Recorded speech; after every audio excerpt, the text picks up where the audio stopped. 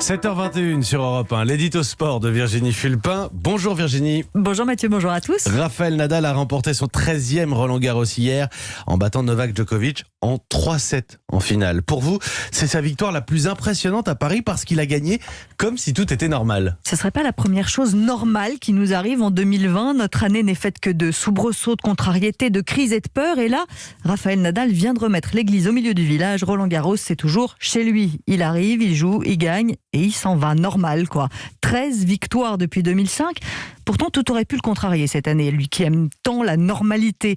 Un tournoi à l'automne, une terre battue humide qui ne favorise pas son jeu, des balles lourdes qu'il déteste, ce toit qui vous transforme son royaume d'air frais en tournoi indoor, le froid dont ses muscles de 34 ans ne sont pas très friands, et un manque de préparation flagrant.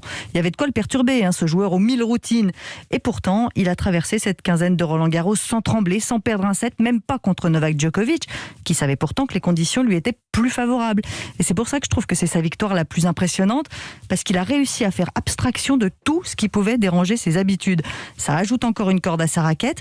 On savait que Rafael Nadal avait un mental hors norme, mais là il s'est encore dépassé pour gagner comme si tout était normal, et je savais pas que c'était possible. Il égale maintenant Roger Federer avec 20 titres du Grand Chelem. Et Rafael Nadal n'a même pas voulu en parler après sa victoire. Je suis concentré sur Roland-Garros, les records, on en parlera plus tard. Ça c'est pareil, il ne déroge pas à ses petites habitudes, de la même manière qu'il place toujours ses bouteilles d'eau à la même place devant sa chaise. Il ne pérore pas devant un micro. Pas vraiment le genre de la maison. Il a eu les mêmes larmes qui ont embué ses yeux pendant l'hymne espagnol que lors de son premier titre à Roland-Garros. En fait, Rafael Nadal s'habitue à tout, sauf à ses victoires finalement. Le seul petit truc qu'il n'a pas fait par rapport aux autres années, c'est de se coucher sur la terre battue après la balle de match. Pas envie d'étaler sa joie par les temps qui courent. Ouais, un dimanche normal pour un Nadal normal à Roland-Garros, quoi. 20 grands chelems en 2020. Vivement 2021.